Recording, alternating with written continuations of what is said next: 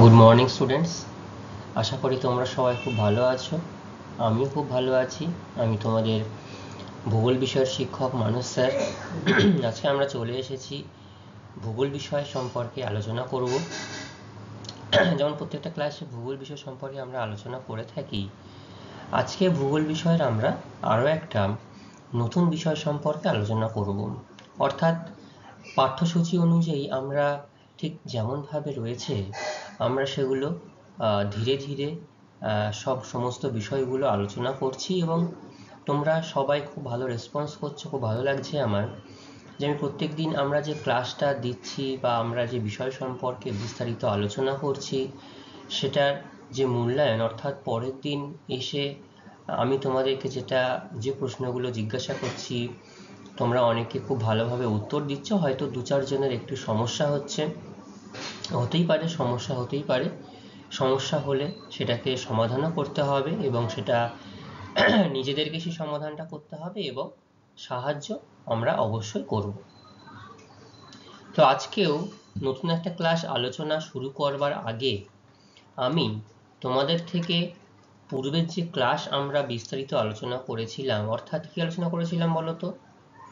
একদম ঠিক ষষ্ঠ অধ্যায়ের আবহবিকার যে অধ্যায়, সেই আবহবিকার অধ্যায়ের মধ্যে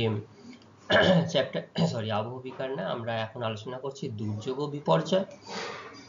যে দুর্যোগ বিপর্যয় অধ্যায়টির মধ্যে যে অংশটি রয়েছে বন্যা, অর্থাৎ কিভাবে বন্যা দুর্যোগ থেকে বিপর্যয়ে পরিণত হয় বা বিপর্যয় কিভাবে আমরা সেটাকে বর্ণনা করতে পারি, এইগুলো আমরা বিস্তারিত আলোচনা করেছিলাম।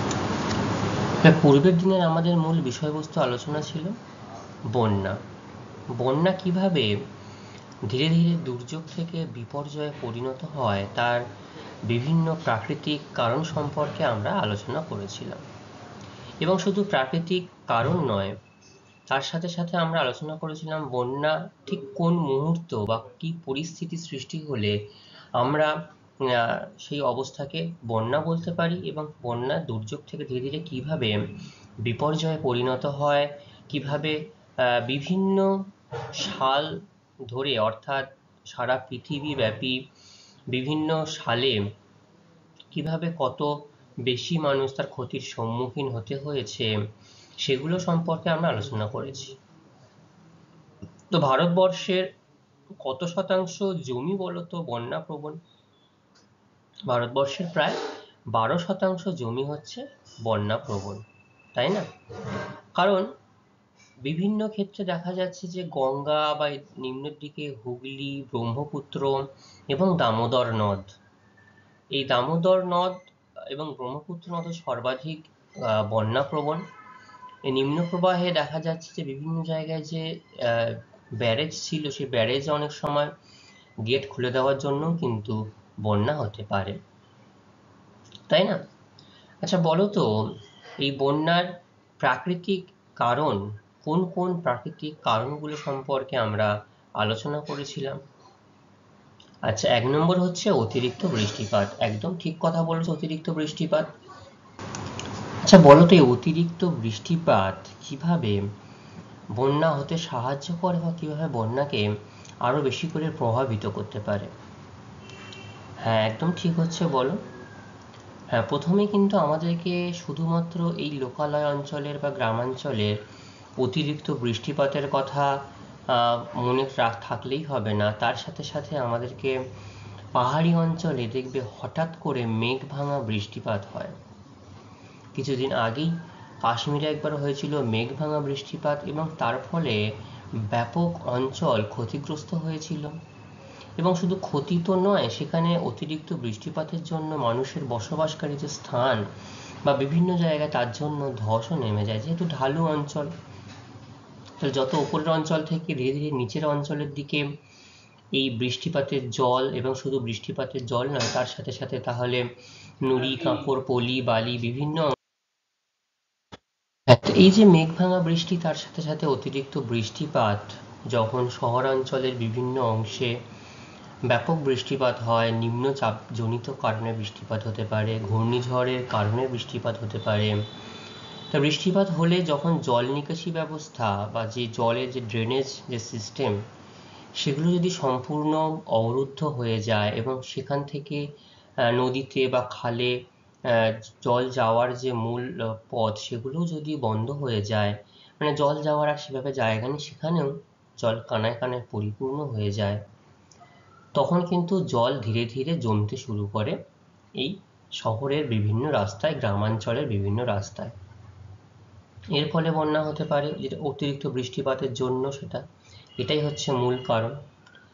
আর আমাদের ইন্ডিয়ান মিটিওরোলজিক্যাল ডিপার্টমেন্ট, অর্থাৎ ভারতবর্ষের আবহাওয়া দপ্তর কি বলেছেন যে বন্যা আমরা কোন পরিস্থিতি হলে বন্যার সৃষ্টি হতে পারে বলেছে যে স্বাভাবিকের থেকে যদি 125% বেশি বৃষ্টি হয় বা জলের প্রবাহ লক্ষ্য, অর্থাৎ যেটুকু স্বাভাবিক যে অবস্থা, সবকিছু স্বাভাবিক অবস্থা রয়েছে, কারণ সবকিছুর স্বাভাবিকের থেকে বেশি হলেই সেটা কিন্তু অতিরিক্ত বেশি, কম হলে আবার সেটা কম হয়ে যায়।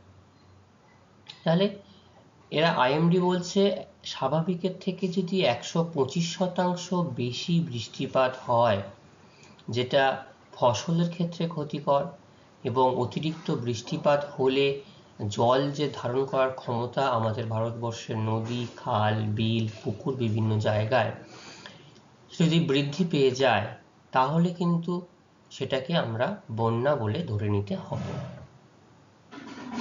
তাই তো তোমরা দেখেছো হয়তো বিভিন্ন খবরের মাধ্যমে, হয়তো বন্যাকে সরাসরি তোমরা প্রত্যক্ষ করতে পারোনি, তো সেখানটায় দেখে থাকবে বন্যা হলে গ্রামের পর গ্রাম সম্পূর্ণ কিন্তু জলের তলায় ডুবে যায়।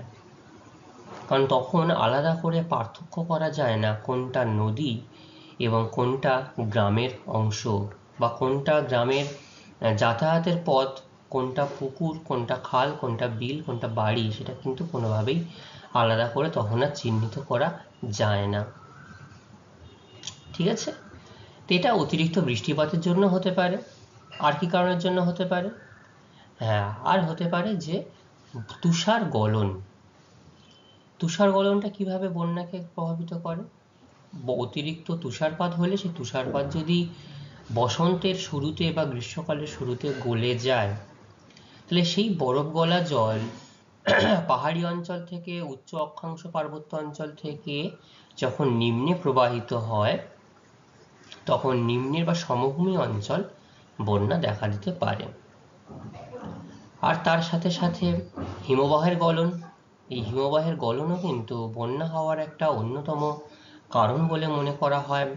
কারণ যে পরিমাণ হিমবাহ দিনের পর দিন গলে চলেছে, যে বরফের চাদর, সেই হিমবাহর অংশ এগুলোও গলে গিয়ে কিন্তু এই সমুদ্রের জলতল যেমন বৃদ্ধি করে, নদীর যে গড় জলতল সেটাও কিন্তু বৃদ্ধি করে। বৃদ্ধি করার ফলে কিন্তু এরকমভাবে বন্যা দেখা দিতে পারে। আর ছিল ভরা কোটাল। সুন্দরবন অঞ্চলের অধিবাসীদের কাছে একদম তুমি ঠিক বলেছো, এই ভরা কোটাল কিন্তু ভীষণভাবে মারাত্মক একটা অবস্থা। কারণ সেখানে তারা খুব ভয়ে ভয়ে থাকেন যে এই যেহেতু সুন্দরবন নদীমাতৃক এলাকা সম্পূর্ণভাবে, যে 102টো যে দ্বীপ রয়েছে সব কিন্তু নদীর মাধ্যমে একে অপরের সাথে তাদের যোগাযোগ রক্ষা করা যায়, অর্থাৎ নদীর জলপথের মাধ্যমে। তো যদি এই বাঁধ যদি ভেঙে যায়, তাহলে গ্রামের পর গ্রাম প্লাবিত হতে থাকে, তাই তো। আবার আরও কি কারণ রয়েছে? একদম ঠিক, সামুদ্রিক জলোচ্ছ্বাস, সেটা কি সুনামি। সুনামি হলেও বন্যা সৃষ্টি হতে পারে। আর নদীর সর্পিল বা সংকীর্ণ মজে যাওয়া অংশ, অর্থাৎ দেখা যায় যে নদীর একটা সর্পিল সংকীর্ণ মজে যাওয়া অংশ যখন তার জল ধারণ ক্ষমতা কমে যায়, যতটুকু জল সে ধারণ করতে পারে তার থেকে বেশি যদি জল সেই নদীতে বা সেই জলাশয়ে প্রবেশ করে, তাহলে সেই জল ধরে রাখতে পারবে না, দুকুল ছাপিয়ে জল কিন্তু দুদিকে চলে যাবে, তখনও বন্যা সৃষ্টি হতে পারে বা বন্যা সৃষ্টি হয়। এই কারণগুলো আমরা দেখেছি। ঠিক আছে, তো এই পর্যন্তই আমরা পূর্ববর্তী ক্লাসে আলোচনা করেছিলাম। এইবার আজকের যে মূল বিষয়বস্তু, সেই বিষয়বস্তু সম্পর্কে আলোচনা করব। তাহলে সবাই একটু মনে হলো যাক বাঁচলাম, আমাকে তো স্যার প্রশ্ন করলো না, কিন্তু এরকম ভাবার কোনো দরকার নেই। তোমাকে আমি কালকে জিজ্ঞাসা করব তোমাদেরকে, এবং খুব ভালোভাবে কিন্তু উত্তর দিতে হবে, ঠিক আছে? আচ্ছা, আজকে আমরা কি আলোচনা করব? একদম ঠিক, খুব ভালো জিনিস বলেছ। মানবীয় কারণ, বন্যা সৃষ্টির বা বন্যা হওয়ার মানবিক কারণ। মানবিক কারণ কি মানে? অর্থাৎ আমরা যে 6টি কারণ এ পর্যন্ত আলোচনা করেছি, সব কিছুই দেখলাম যে প্রাকৃতিক কোনো না কোনো কারণে অতিরিক্ত বৃষ্টিপাত হতে পারে, বাঁধ ভেঙে যাওয়া হতে পারে, জলের পরিমাণ বেড়ে যাওয়া হতে পারে, বরফ গলে যেতে পারে। যে কারণগুলি হোক না কেন, সবগুলোই কিন্তু প্রাকৃতিক কারণে হয়েছে। তো প্রাকৃতিক কারণ ছাড়াও কিছু কিছু মানবিক কারণ, অর্থাৎ আমরা মানুষরা আমরা কিন্তু ব্যাপক অংশে এই বন্যা হওয়ার জন্য দায়ী।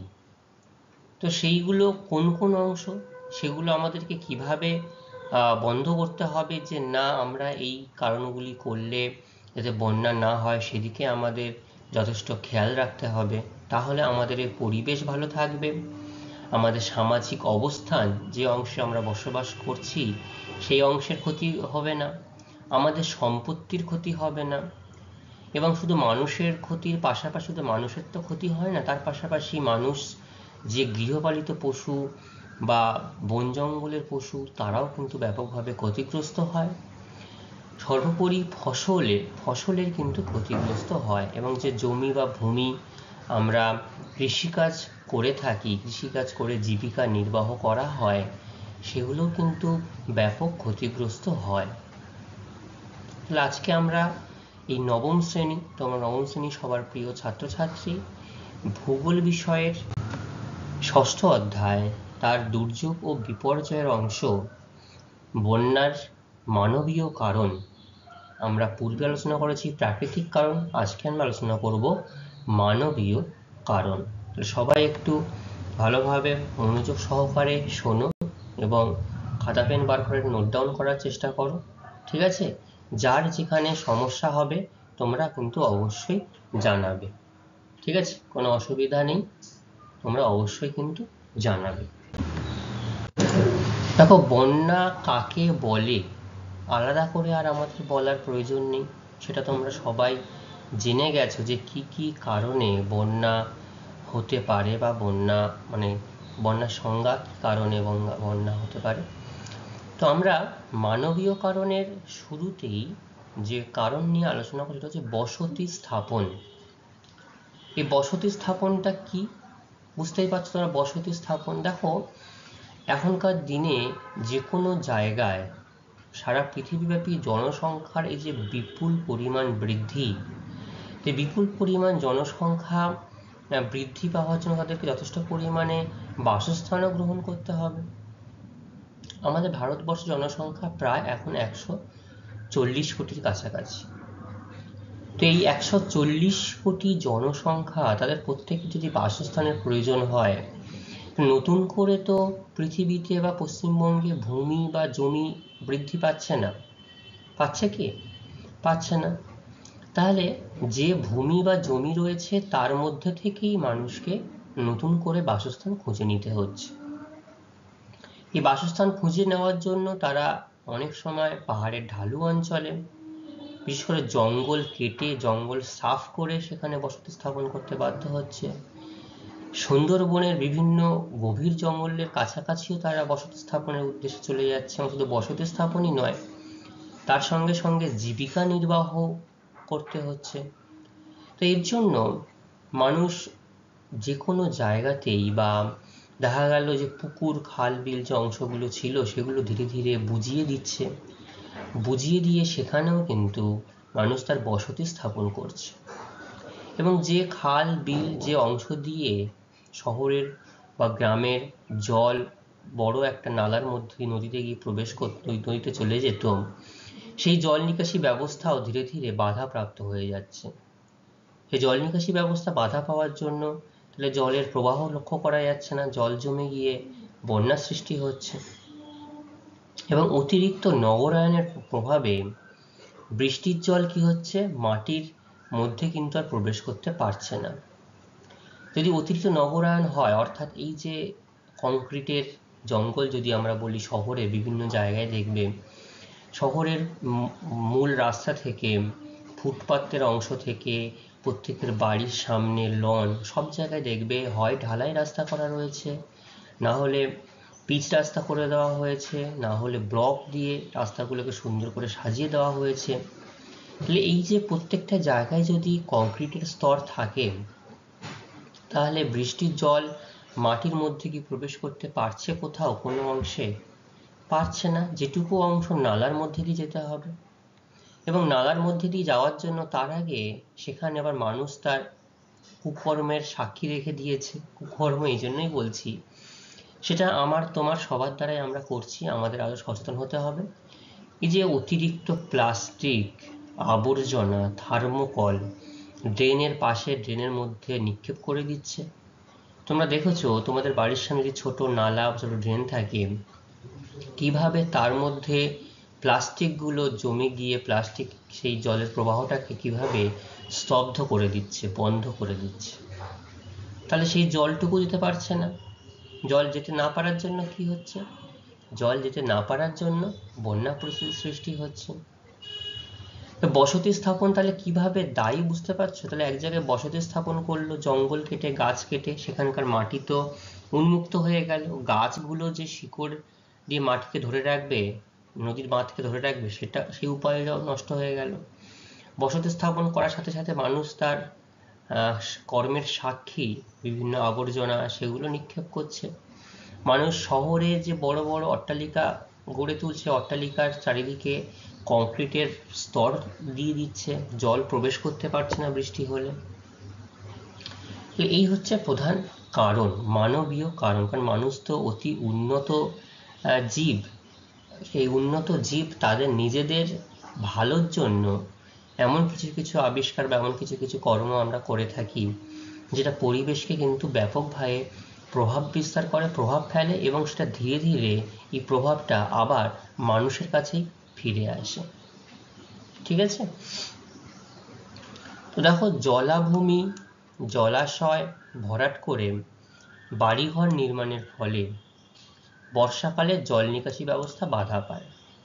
তাহলে যে অংশে জলটা অনেক, বৃষ্টি হলে জলের একটা প্রবাহ সেখানে সঞ্চয় হতো, সেটাই যদি ধীরে ধীরে বন্ধ করে দেওয়া হয়, মাটি ফেলে ভরাট করে বাড়ি করার ফলে, জল নিকাশি ব্যবস্থা বন্ধ হয়ে যাবে।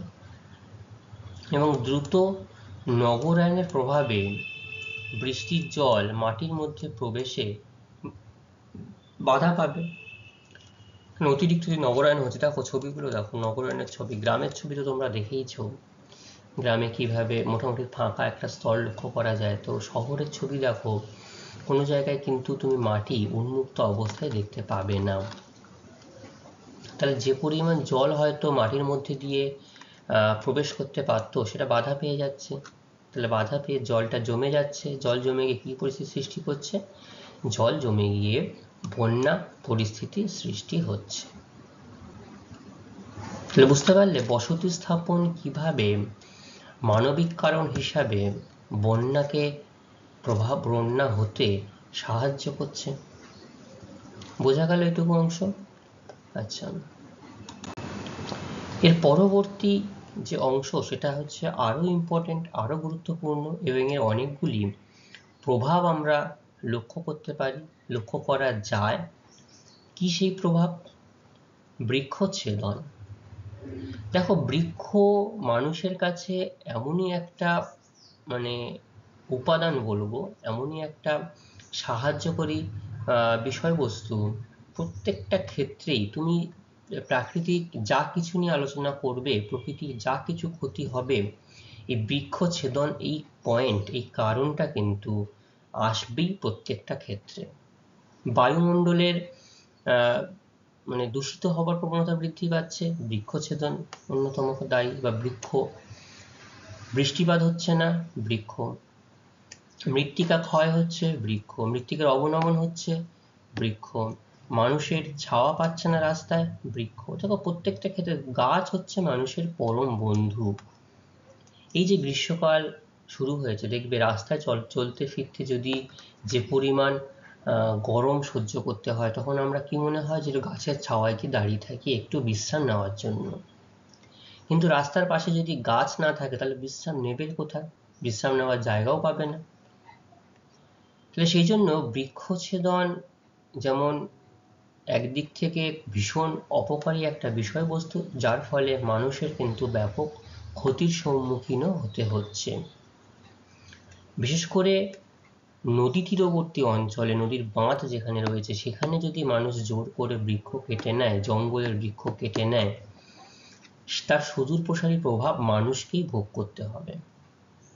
আর মানুষ এই পৃথিবীর একমাত্র বেঁচে থাকা জীব, তারা পৃথিবীকে সেইভাবে চালিত করছে। সঙ্গে সঙ্গে যদি তার প্রভাব নাও পড়ে, কিছুদিন পরেই তাদের প্রভাব সেটা লক্ষ্য করতে হবেই। দেখো উচ্চ প্রবাহের এই ছবিটা খেয়াল করো। উচ্চ প্রবাহে অরণ্য ধ্বংসের ফলে ব্যাপক পরিমাণ মাটি ক্ষয়, নদীর গভীরতা হ্রাস করে এবং বন্যা প্রবণতা বৃদ্ধি করে। এই ছবিটা দেখো আর এই ছবিটা দেখো, দুটো ছবির মধ্যে কি পার্থক্য আছে আমাকে একটু খুঁজে দেখে বলো তো। আচ্ছা, খুব ভালো বলেছো। প্রথম যে ছবিটা আমরা দেখতে পাচ্ছি, যে পাহাড়ের ঢালু অঞ্চল জুড়ে, ঢালু অংশ জুড়ে এখানে প্রচুর পরিমাণে গাছের সারি, গাছের স্তর লক্ষ্য করতে পারছি আমরা। এবং নদীর কিনারাতেও প্রচুর গাছ লক্ষ্য করা যাচ্ছে, এবং নদীটা এখানে বেশ সর্পিল গতি হয়ে গেছে, সেই অর্থে চওড়া নয়। ঠিক পরের ছবিটা দেখো, যখন গাছগুলোকে কেটে ভূমিটাকে উন্মুক্ত প্রান্তর করে দেওয়া হয়েছে, ন্যাড়া করে দেওয়া হয়েছে, তো এই যে গাছ কেটে দেওয়ার জন্য শিকড় দিয়ে মাটিকে আঁকড়ে ধরেছিল, সেটা কিন্তু আর ধরে রাখতে পারছে না। বৃষ্টির ফলে ধসের কারণে, মৃত্তিকা ক্ষয়ের কারণে বৃষ্টির জলের সঙ্গে মাটিগুলো ধুয়ে ধুয়ে কোথায় গিয়ে জমা হচ্ছে? এই নদী অববাহিকাতেই কিন্তু জমা হচ্ছে। এই নদী অববাহিকায় মৃত্তিকা জমা হওয়ার ফলে কি কি অবস্থা হতে পারে? নদীর গভীরতা হ্রাস পেয়ে যাচ্ছে, নদী মজে যাচ্ছে। তার ফলে তাহলে বৃষ্টি হলে যে পরিমাণ জল ধারণ করতে পারতো, আর কি জল ধারণ করতে পারবে? পারবে না। তাহলে অল্প বৃষ্টিতেই নদীর দুকুল ছাপিয়ে বা নদীর এই অতিরিক্ত জল কিন্তু ধীরে ধীরে আরো নিচের দিকে প্রবাহিত হয়ে কি হবে? বন্যার সৃষ্টি হবে। ঠিক আছে, দেখো এগুলো বন্যার সৃষ্টি কিভাবে শহরাঞ্চলে বন্যা হয়েছে, এটা হচ্ছে শহরের সৌন্দর্যায়নের জন্য গাছ লাগিয়েছে, সেটা খুবই ভালো কথা। কিন্তু বন্যা হয়েছে অতিরিক্ত বৃষ্টির জন্য হতে পারে, জল নিকাশি ব্যবস্থা সঠিকভাবে গড়ে ওঠেনি। এখানে দেখো নদীর জলস্রোত এতটাই বেশি পরিমাণে বেড়ে গেছে, এই যে জলের স্রোত যেটা বলছিলাম, অতিরিক্ত বৃষ্টি হয়েছে, নদী জল ধরে রাখতে পারত কিন্তু ধরে রাখতে পারছে না। এখন আর জল খুব দ্রুত গতিতে প্রবাহিত হয়ে বেরিয়ে যাচ্ছে। এত দ্রুত গতিতে প্রবাহিত হচ্ছে, দেখো নদীর অংশে যোগাযোগের স্থাপন হিসাবে, অর্থাৎ একটা পাড় থেকে আরেকটা পাড়ে যে সেতু বন্ধন করা, সেতু করা হয়েছিল, সেতু দেখো ভেঙে গেছে। অর্থাৎ জলের তোড়ে এখানে যে পিলার থাকে, পিলার ভেঙে চলে গেছে। ঠিক আছে, এই বৃক্ষছেদনের ফলে কি কি প্রভাব লক্ষ্য করা যায়? বৃক্ষছেদনের পরে কিন্তু প্রাণহানি প্রভাব লক্ষ্য করা যায়। ঠিক আছে, তো বন্যার জলে প্রাণহানি কিভাবে হয়? বন্যার জলে মানুষ, গাছপালা, জীবজন্তু, মাটির অণুজীব নিমজ্জিত হয়ে যায়, অনেক সময় ডুবে যায়, ডুবে মৃত্যু হয়।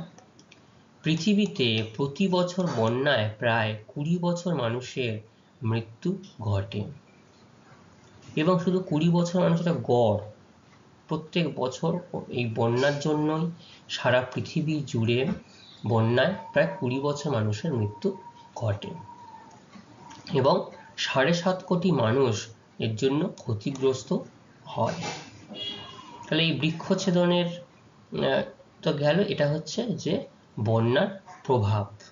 ঠিক আছে, বন্যার প্রভাব এগুলো আমরা আলোচনা করছি। সম্পত্তি হানি কিভাবে হচ্ছে? তো বন্যার জলস্রোতে কাঁচা বাড়ি ভেসে যায় তো দেখেছো, বন্যার জলস্রোতে সম্পত্তি হানি হয়, কাঁচা বাড়ি যদি ভেসে যায়। কিছুদিন এই ঠিক আগের বছরে দেখবে মেদিনীপুরে যে জল ছেড়ে দেওয়ার জন্য মেদিনীপুর বর্ধমান সংলগ্ন অঞ্চলে, হুগলি সংলগ্ন অঞ্চলে কত বাড়ি কিভাবে ভেঙে গেছে, ভেসে গেছে, ক্ষতিগ্রস্ত হয়েছে। পাকা বাড়ি তো নষ্ট হয়ে যাচ্ছে, কাঁচা বাড়ি আলাদা করে আর বলার থাকে না।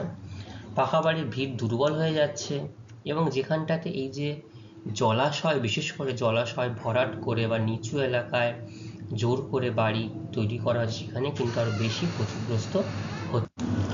এরকমভাবে ক্ষতিগ্রস্ত হচ্ছে, এবং শুধু যে বাড়ি ঘরদোর ক্ষতিগ্রস্ত হচ্ছে তা নয়, তার সাথে দেখো সড়ক, রেলপথ, অর্থাৎ যে ব্যাপক কোটি কোটি টাকা, হাজার হাজার কোটি টাকা দিয়ে খরচা করে সড়কপথ, রেলপথ, সেতু, বিদ্যুৎ এবং বিদ্যুতের এই যে তার, খুঁটি, এগুলো সব ভেঙে ছিঁড়ে পড়ে যেতে পারে।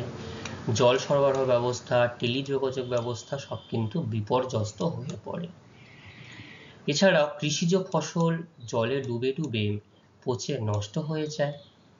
জমা জলে মাটি অম্লিক হয়ে যায়, এবং মাটি যখন দীর্ঘদিন ধরে এই যে জল জমে থাকে, নদীর জল, মাটি অম্লত্ব হয়ে যায়। অম্লত্ব হওয়ার জন্য কি হয়, মাটির যে গুণাগুণ সেটাও নষ্ট হয়ে যায় ধীরে ধীরে, এবং বিপুল আর্থিক ক্ষতির সম্মুখীন হতে হয়। সরকারি দিক থেকে যেমন প্রচুর পরিমাণে আর্থিক ক্ষতির সম্মুখীন হতে হয়, এবং একটা নির্দিষ্ট পরিবার তারাও কিন্তু আর্থিকভাবে ব্যাপক ক্ষতির সম্মুখীন হয়। তাহলে মানবিক কারণ আমরা জানলাম দুটো। একটা হচ্ছে তাহলে বন্যার প্রভাব কিভাবে আরো মানুষের ক্ষতিগ্রস্ত করে, সেগুলো সম্পর্কে কিন্তু আমরা জানছি। তাহলে বন্যার মানবিক কারণ দুটো। একটা আমরা আলোচনা করলাম বসতি স্থাপন, 2 নম্বর হচ্ছে বৃক্ষচ্ছেদন। আর বন্যার প্রভাব বিষয়ে আলোচনা করলাম প্রাণহানি, কিভাবে বন্যার প্রভাবে মানুষের মৃত্যু ঘটে, তার পাশাপাশি শুধু মানুষের মৃত্যু নয়, তার পাশাপাশি সম্পত্তি হানিও কিন্তু ব্যাপক পরিমাণে হয়। ঠিক আছে, আর কি কি প্রভাব লক্ষ্য করা যায় সেগুলো সম্পর্কে আমরা একটু জেনে নিই। আরো দুটি প্রভাব বন্যার ফলে লক্ষ্য করা যায়। একটা হচ্ছে রোগ সৃষ্টি। কি রোগ সৃষ্টি? অর্থাৎ দেখো, এই বন্যার পরবর্তী অংশের আমি ছবি দিয়েছি, এবং রোগ সৃষ্টি তো হঠাৎ করে একটা ছবি দিয়ে এরকম দেখানো যায় না। তা বন্যার পরবর্তী অবস্থা ঠিক এরকমই হয়। বন্যা চলে গেছে, দেখো কিভাবে মাটি নরম হয়ে ধসে গিয়ে রাস্তা সম্পূর্ণ নষ্ট হয়ে গেছে, যোগাযোগ ব্যবস্থা বিচ্ছিন্ন হয়ে গেছে। এই যে বাড়িঘর, দেখো পাকা বাড়ি কিভাবে ক্ষতিগ্রস্ত হয়েছে, এটা একটা টালির চালা বাড়ি ছিল, কিভাবে কাদার স্তর জমে আছে, এগুলো দেখতে পাচ্ছি আমরা। তাই এই যে অবস্থা যদি এরকম হয়, তাহলে এখানে কি সুস্থ পরিবেশ লক্ষ্য করা যাচ্ছে কোথাও? যাচ্ছে না। তাহলে বিভিন্ন অংশ থেকে জীবাণু, বিভিন্ন অংশ থেকে রোগ পোকা, বিভিন্ন অংশ থেকে নোংরা এই অংশে এসে দেখা যাচ্ছে। তার প্রভাবে এখানে কি হয়, নোংরা আসার ফলে মানুষের তাহলে দূষিত হতে পারে, পরিবেশ দূষিত হতে পারে। পরিবেশ দূষিত হলে কি হবে, মানুষের মধ্যে রোগ দেখা দেবে। এই জন্য বন্যার পরে মৃত জীবদেহ পচে পরিবেশ কলুষিত হয়ে যাচ্ছে, জল দূষিত হয়ে টাইফয়েড হচ্ছে, কলেরা হচ্ছে, এবং আন্ত্রিক মহামারী হিসাবে দেখা দিচ্ছে। এগুলো কিন্তু আমরা দেখতে পাচ্ছি। তাহলে কি কি রোগ সৃষ্টি হতে পারে বন্যার ফলে? এবং শুধু এটা কিন্তু সরাসরি হচ্ছে না, এটা জল দূষিত হয়ে গিয়েই হতে পারে। টাইফয়েড, কলেরা, আন্ত্রিক মহামারী, এই ধরনের রোগ দেখা যায়। ঠিক আছে, আর হয় বিপন্ন বাস্তুতন্ত্র। ছবিগুলো দেখে আলাদা করে তোমাদেরকে আর বলে বোঝাতে হবে না বাস্তুতন্ত্র কিভাবে ক্ষতিগ্রস্ত হয়েছে, অর্থাৎ বাস্তুতন্ত্রের যে খাদ্য শৃঙ্খল থাকে, সেই খাদ্য শৃঙ্খল সম্পূর্ণ হারে নষ্ট হয়ে গেছে।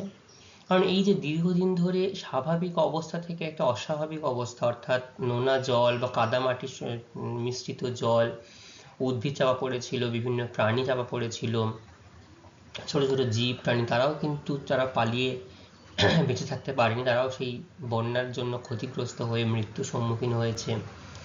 ফলে কি হচ্ছে, বন্যার ফলে বহু উদ্ভিদ এবং প্রাণীর মৃত্যু হয়, মৃত্যু দেখা যায়।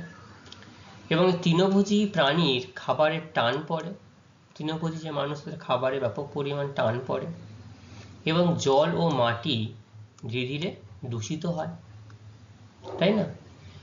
তো দেখতে পাচ্ছ জল মাটি কিভাবে দূষিত হয়ে গেছে। জল মাটি দূষিত হওয়া মানে এই বাস্তুতন্ত্র, খাদ্য শৃঙ্খল নষ্ট হয়ে যাওয়া।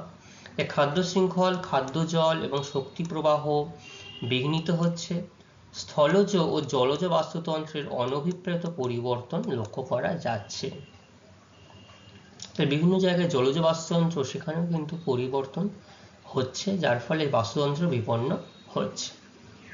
তাহলে বন্যার প্রভাব হিসেবে আমরা কি কি বিষয় আলোচনা করলাম এখনো পর্যন্ত? এই 4টি প্রভাবই আমরা মূল আলোচনার বিষয়বস্তু। যেটা 1 নম্বর হচ্ছে প্রাণহানি, বন্যার ফলে প্রাণহানি হচ্ছে। 2 নম্বর হচ্ছে সম্পত্তি বিনাশ হচ্ছে, সম্পত্তির ক্ষতি হচ্ছে। 3 নম্বর হচ্ছে রোগ সৃষ্টি, বিভিন্ন ধরনের রোগের সৃষ্টি হতে পারে। 4 নম্বর হচ্ছে বিপন্ন বাস্তুতন্ত্র, এগুলো দেখতে পাচ্ছি আমরা। ঠিক আছে? তাহলে বন্যার প্রভাবে এই কারণগুলো, এই অংশগুলো কিন্তু পরিবেশে লক্ষ্য করা যায়। এবার আমরা বন্যা তো হয় বিভিন্নভাবে দেখলাম, কিন্তু বন্যার প্রকার বা কি কি ভাবে বন্যা হয় সেগুলো একটু আমরা খুব চট করে জেনে নেব। সেগুলো কি কি? 1 নম্বর হচ্ছে বৃষ্টি বন্যা। বৃষ্টি বন্যা তাহলে আমরা প্রথম যে আলোচনা করেছিলাম বন্যার প্রাকৃতিক কারণ হিসাবে, একদম ঠিক বলেছ, অতিরিক্ত বৃষ্টিপাত। তাহলে এটাই হচ্ছে দীর্ঘস্থায়ী বৃষ্টিতে এই বন্যা ভারতে সবচেয়ে বেশি হয়, যথা 1978-এ দামোদরের বন্যা, এবং পার্বত্য অঞ্চল এটিকে হড়পা বানও বলা হয়ে থাকে। তাহলে বৃষ্টি বন্যা হলো তাহলে অতিরিক্ত বৃষ্টির জন্য যে বন্যা হয় সেটাই হচ্ছে বৃষ্টিজনিত বন্যা। মোহনা বন্যা, মোহনা কাকে বলে? নদী যেখানে সাগরের সঙ্গে মিলিত হয়, তাহলে সাগরের কাছে ভরা কটালের জল যখন পাড় উঠছে, অর্থাৎ নদীর দুকুল ছাপিয়ে যখন প্লাবনভূমি সৃষ্টি করছে, প্লাবনভূমিতে জল চলে যাচ্ছে, তখন কিন্তু এই মোহনা বন্যা হয়। সুন্দরবনে প্রতি অমাবস্যা পূর্ণিমা তিথিতে এটিকে বান ডাকা বলা হয়। অর্থাৎ তোমাদের আমি যখন জোয়ার ভাটা আলোচনা করবে, দেখো এই বান ডাকা হয়। কি বান ডাকাটা কি জিনিস? যেহেতু নদীর সমুদ্রের সঙ্গে যেখানে মিলিত হচ্ছে, সেখানে তো বেশ চওড়া জায়গা থাকে, অনেকটা চওড়া অংশ থাকে, মুখটা খোলা থাকে। তো চওড়া জায়গা যখন এই জোয়ারের জলটা সমুদ্র থেকে নদীতে প্রবেশ করে, প্রচুর পরিমাণ জলটা নদীতে প্রবেশ করে স্বাভাবিকভাবে, স্বাভাবিক গতিতেই। কিন্তু ধীরে ধীরে নদী তো এবার ভেতরে ভেতরে সংকীর্ণ সরু হয়ে গেছে, বিভিন্ন জায়গায় সম্পূর্ণ চওড়া আর নেই। এই যে বিপুল পরিমাণ জল একসঙ্গে সমুদ্র থেকে নদীতে প্রবেশ করেছে, তো সেই জলের ঢেউটা, সেই জলের ধারাটা কিন্তু এই সুন্দরবন অঞ্চলের নদীতে বা আমাদের কলকাতার হুগলি নদীতে কিন্তু এটা দেখা যায়। এটাকেই বান ডাকা বলা হয়। উপকূলীয় বন্যা, অর্থাৎ উপকূল অঞ্চলে, সেটা ঝড় হতে পারে, ঘূর্ণিঝড় হতে পারে, সুনামির কারণে উপকূল ভাগে যখন বন্যা হয়, সেটা তখন উপকূলীয় বন্যা, যেটা 2009 সালে হয়েছিল আয়লা ঘূর্ণিঝড়। ঠিক আছে? বাঁধ ভাঙন বন্যা, এই হচ্ছে বাঁধ ভাঙন বন্যা, এটা সুনামি, এটা নর্মাল বন্যা, বাঁধ ভেঙে যাচ্ছে। এই যে নদীর নিম্ন প্রবাহে জোয়ারের স্রোতে নদীর বাঁধ ভেঙে গিয়ে এই বন্যা লক্ষ্য করা যায়। সুন্দরবনে প্রায় দেখা যায় এই ধরনের বন্যা। তাহলে বন্যার প্রকার কি কি দেখলাম আমরা? 4 প্রকার। কি কি? খুব ভালো, বৃষ্টি বন্যা। 2 নম্বর তোমরা কি শিখলে? মোহনা বন্যা। 3 নাম্বার উপকূল বন্যা। 4 নাম্বার বাঁধ ভাঙা বন্যা। তাহলে এই বন্যার প্রকার মনে থাকবে তোমাদের? খুব ভালো। এবার যেটা আমাদের একটু জানবো সেটা হচ্ছে বন্যাকে আশীর্বাদ না অভিশাপ, কি নামে আমরা চিহ্নিত করতে পারি? তোমাদের কি মনে হয় বলো তো? বন্যা আশীর্বাদ রূপে বিবেচিত হয় না অভিশাপ রূপে আমাদের কাছে আসে? তোমাদের কি মনে হয়? একদমই ঠিক বলেছো। দেখো, যতই বন্যা প্লাবনভূমি সৃষ্টি করুক না কেন, বন্যা আশীর্বাদ সেই অঞ্চলেই হয় যে অঞ্চল সম্পূর্ণ জনবসতিহীন হয়, যে অঞ্চলে এখনো মৃত্তিকা সম্পূর্ণ গড়ে ওঠেনি, মৃত্তিকার স্তর লক্ষ্য করা যায় না, যেখানে মানুষ সেইভাবে বসতি স্থাপন করেনি, প্রকৃতি শুধুমাত্র সেইখানে তার বিরাজমান। সেইখানে যদি বন্যা হয়, সেখানে মানুষের সম্পত্তি বা মানুষের ফসল নষ্ট, মানুষের নিজের ক্ষতি সেভাবে লক্ষ্য করা যায় না। তার মানে বন্যার যে প্রভাব, প্রাণহানি, সম্পত্তিহানি, যোগাযোগ ব্যবস্থার প্রভাব, বাস্তুতন্ত্র নষ্ট হয়ে যায়। হ্যাঁ, সেখানেও বাস্তুতন্ত্র নষ্ট হয়ে যায়, ঠিক আছে। তো সেইখানটাতে বন্যা কিছুটা আশীর্বাদ বলা যেতে পারে। কিন্তু আমাদের এই স্বাভাবিক সমভূমি অঞ্চলে, যেখানে মানুষের প্রচুর পরিমাণে মানুষের বসতি স্থাপন, সেখানে কিন্তু বন্যাকে বিপর্যয় বলা যায়, কারণ এখানে বিপর্যয় ছাড়া অন্য কিছু আর বলার জায়গা নেই। তো দেখি বন্যাকে অভিশাপ বা বিপর্যয় বলতে নারাজ অনেকে কি কি কারণ রয়েছে, কি কিভাবে মানে উন্নতিও হয় বা লাভবান হয়, সেটাও দেখি আমরা। কৃষি জমি, তো কেন বন্যাকে ভালো বলছে, এইগুলো হচ্ছে কৃষি জমি। কি, বন্যার মাধ্যমে সমগ্র এলাকার নিচু জমিতে পলি ভরাট হয়ে সমতল কৃষি জমি তৈরি। এটা একদিক থেকে ঠিক যে বন্যার ফলে যে নদীর পলি, সে পলির অংশগুলো যখন জল থিতিয়ে পড়ে দুই কূলের, থিতিয়ে পড়ে প্লাবনভূমি তৈরি হয়। এই যে প্লাবনভূমি, দেখো নদীর দুকুল ছাপিয়ে একটা বৃহৎ প্লাবনভূমি তৈরি হয়েছে। কিন্তু এর সাথে সাথে সাথে সাথে এটাও লক্ষ্য রাখতে হবে, যদি সেই জল যদি নোনা জল হয়, তাহলে এই প্লাবনভূমি হওয়ার পরিবর্তে কিন্তু ক্ষতির সম্মুখীনই বেশি হবে। নদী নোনা হয়ে যাবে, এই মাটি লবণাক্ত হয়ে যাবে। কৃষিকাজের উন্নতি, বন্যার জলে আগত পলিকণা মাটির উর্বরতা বৃদ্ধি করে। এটা একদম ঠিক যে যে পলিকণা, সে পলিকণা কিন্তু মাটির উর্বরতাকে বৃদ্ধি করে, ঠিক আছে। বিবিধ সুবিধা কি কি, বন্যার ফলে খাল, বিল, জলাশয়, নদ নদীতে জলের পরিমাণ বৃদ্ধি পেয়ে জলসেচের সুবিধা হয়। এবং এক্ষেত্রে মনে রাখতে হবে মিষ্টি জলের কথায়, অর্থাৎ যে নদীগুলো বরফ গলা জলে পুষ্ট বা বৃষ্টির জলে পুষ্ট, সেই নদীর ক্ষেত্রেই কিন্তু বলা হচ্ছে। জোয়ার ভাটার জলে পুষ্ট নদী কিন্তু এখানে এই আলোচ্য বিষয়ে আসবে না, কারণ নোনা জল, লবণাক্ত জল যদি মাটিতে প্রবেশ করে, না বাড়বে মাটির উর্বরতা বৃদ্ধি, না বাড়বে পলি ভরাট হয়ে সমতল হওয়ার কথা চিন্তা ভাবনা, এগুলো আসবেই না। তাই এখানটায় মাথায় রাখবে, এখানে যেটুকু আলোচনা করা হচ্ছে সেটা কিন্তু বৃষ্টির জলে পুষ্ট নদী বা বরফ গলা জলে পুষ্ট নদী, ঠিক আছে। তাহলে এখানে যদি সেই মিষ্টি জল থাকে, জলসেচের পরিমাণও বৃদ্ধি পাবে, মাছ চাষের প্রসার ঘটতে পারে এবং জল পরিবহনও উন্নতি লাভ করা যেতে পারে। বিপর্যয় কি কি হতে পারে, নানা সুবিধার জন্য প্লাবনভূমিতে জনসংখ্যার বিস্তার ঘটে। এই যে বড় প্লাবনভূমি হয়েছে, দেখো এই অংশে যদি জল নেমে যায়, তাহলে মৃত্তিকা এখানে উর্বরতা লাভ করবে, তাহলে মানুষ কিন্তু এখানে আরো বেশি পরিমাণে ফসল ফলানোর লাভের আশায় এখানে কিন্তু এসে বসতি স্থাপন করতে পারে। এবং বন্যায় যে ব্যাপক পরিমাণ জীবন ও সম্পত্তি হানি ঘটে, মানুষের দুর্দশা হয়, পরিবেশগত ক্ষয়ক্ষতি হয়, এই জন্য বন্যাকে আবার ভয়াবহ বিপর্যয় রূপে গণ্য করা হয়। দেখো এই যে ছবিটায়, এই যদি বন্যার চারিপাশে এই যে নদীটা প্রবাহিত হয়েছে, যদি বসতি স্থাপন থাকে, অল্প একটু ক্ষুদ্র ক্ষুদ্র রয়েছে, ব্যাপক পরিমাণ, তাহলে এটা ভয়ঙ্কর দুর্যোগ। এটাও ভয়ঙ্কর দুর্যোগ বলা যেতে পারে, যেটা আমরা বিভিন্ন ছবিগুলো দেখলাম, ঘর বাড়ি বিভিন্নভাবে ব্যাপকভাবে ক্ষতিগ্রস্ত হয়ে গেছে, তাই না। তাহলে বন্যার যেমন আশীর্বাদ হিসাবে আমরা কৃষি জমির উর্বরতা দেখতে পাই, পলির স্তর বাড়ে, মাটি উর্বরতা বৃদ্ধি পায়, আর জল চাষের পরিমাণ বাড়ে, মাছ চাষ করা যেতে পারে, পরিবহন উন্নতি হতে পারে, এগুলো দেখে। তার পাশাপাশি আবার এই জীবন সম্পত্তি হানি, পরিবেশের ক্ষয়ক্ষতি, বাস্তুতন্ত্র নষ্ট হয়ে কিন্তু এটাকে আবার ভয়ঙ্কর বিপর্যয় রূপে মনে করা হয়। তাহলে এতক্ষণ আমরা কি কি বিষয় আলোচনা করলাম, এতক্ষণ আমরা আলোচনা করলাম যে বন্যার মানবীয় কারণ, বন্যার প্রভাব এবং বন্যার প্রকার কি কি, বন্যার আর দেখলাম যে বন্যা আশীর্বাদ না অভিশাপ, এগুলো আমরা আলোচনা করলাম। তাহলে এই প্রশ্নগুলো তোমরা সবাই একটু ভালো করে দেখে আসবে। পরবর্তী ক্লাসে আমরা এখান থেকে তোমাদেরকে প্রশ্ন জিজ্ঞাসা করব, দেখব কে কতখানি কত ভালোভাবে এগুলোকে জানতে পেরেছে, বুঝতে পেরেছে। আজকের ক্লাস আমাদের এই পর্যন্তই থাকবে। সকলকে অসংখ্য ধন্যবাদ।